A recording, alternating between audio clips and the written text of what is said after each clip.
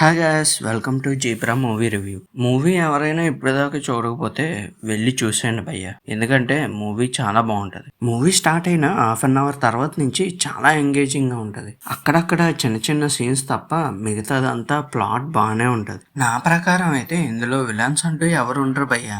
వాళ్ళ స్టోరీ ప్రకారం చూసుకుంటే అందరూ హీరోసే ఇందులో. ఇంకా క్యారెక్టర్స్ విషయానికి వస్తే ఎవరికి ఇచ్చిన క్యారెక్టర్స్ లో వాళ్ళు బాగానే చేశారు భయ్య. మెయిన్ గా అయితే మనం ముగ్గురు కోసం మాట్లాడుకోవాలి. ఒకటి సత్యదేవ్, ధనంజయ్ గారు, సత్యరాజ్. వీళ్ళ ముగ్గురికి క్యారెక్టర్లు అయితే ఇచ్చి పడేస్తాయి సినిమాలో. సత్యరాజ్ గారిది క్యారెక్టర్ చిన్నదే అయినా చాలా బాగుంటది. అంటే అతనికి ఇచ్చే ఎలివేషన్స్ గానీ, ఆ క్యారెక్టర్ కి ఇచ్చే ప్రిఫరెన్స్ గానీ చాలా బాగుంటది. అంతేకాకుండా ఈ మూవీలో హీరోయిన్ కూడా కరెక్ట్ రోల్ పడింది. హీరోకి తన వంతు సహాయం చేయడంలో కరెక్ట్గా ఉంటది రోల్. అంటే బలమైన సపోర్టింగ్ రోల్ అని చెప్పాలి. ఇంక సత్య కామెడీ విషయానికి వస్తే ఏదో అలా వెళ్ళిపోతూ ఉంటది. పర్వాలేదు, మరీ టూ బ్యాడ్ అని చెప్పలేం గానీ ఓకే, బానే ఉంటది. అతనికి ఇచ్చిన రోల్లో అతను బాగానే ప్లే చేశాడు. ఇందులో ఒక చిన్న విషయం ఏంటంటే ముగ్గురు సత్యాలు ఉన్నారు. ఒకటి హీరోయిన్ సత్యదేవ్, ఇంకోటి ఏమొచ్చి సపోర్టింగ్ రోల్లో చేసిన సత్యరాజ్ గారు, మన కమెడియన్ సత్య.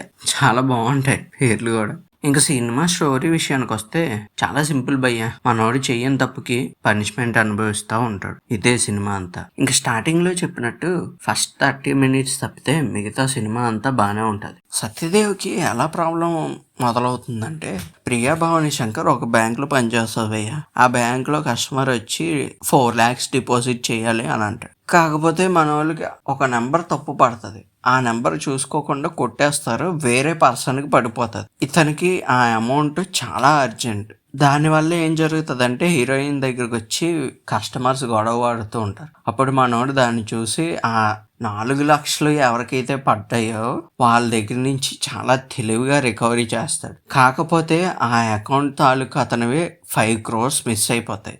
అది మనోడికి సంబంధం ఉండదు. విలన్ బ్యాచ్ అంతా ఏమనుకుంటుంది అంటే, మనోడే తీస్తాడేమో అనుకుని మనోడిని టార్చర్ చేస్తూ ఉంటాయి. ఆ 5 కోట్లు ఎలాగైనా కావాలి, మాకు ఇచ్చేదాకా నిన్ను వదలం అని. అంతే సినిమా అంతా. కానీ ఆ 5 కోట్లని ఎలా ఇచ్చాడు, ఎలా సంపాదించాడు అనే దాంట్లోనే స్టోరీ అంతా ఉంటుంది. అది ఎక్కడ కూడా చిరాకు ఇది మనకి. చాలా బాగుంటుంది, చాలా నీట్గా ప్రజెంట్ చేశాడు డైరెక్టర్ కూడా. ఇంకా యాక్షన్ సీన్స్ అంటే ఉంటాయి భయ్య. లాస్ట్లో క్లైమాక్స్లో ఉంటుంది అంతే యాక్షన్ సీన్స్. అంటే ముందంతా ఏమి ఉండదు. ప్రతి సీను స్టోరీ మీదే వెళ్తూ ఉంటుంది. ఆ లాస్ట్లో కూడా యాక్షన్ సీన్ పడాలి, అక్కడ పడుతుంది కరెక్ట్గా. బ్యాక్గ్రౌండ్ మ్యూజిక్ కూడా బాగానే ఉంటుంది.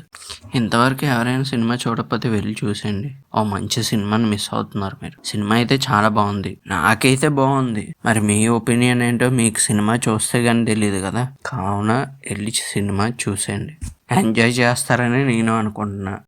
ఓకే గాయ్స్, ఇది ఇవాళ వీడియో. నచ్చితే లైక్ చేయండి, షేర్ చేయండి, సబ్స్క్రైబ్ చేసుకోండి. నచ్చితేనే, లేకపోతే వద్దు.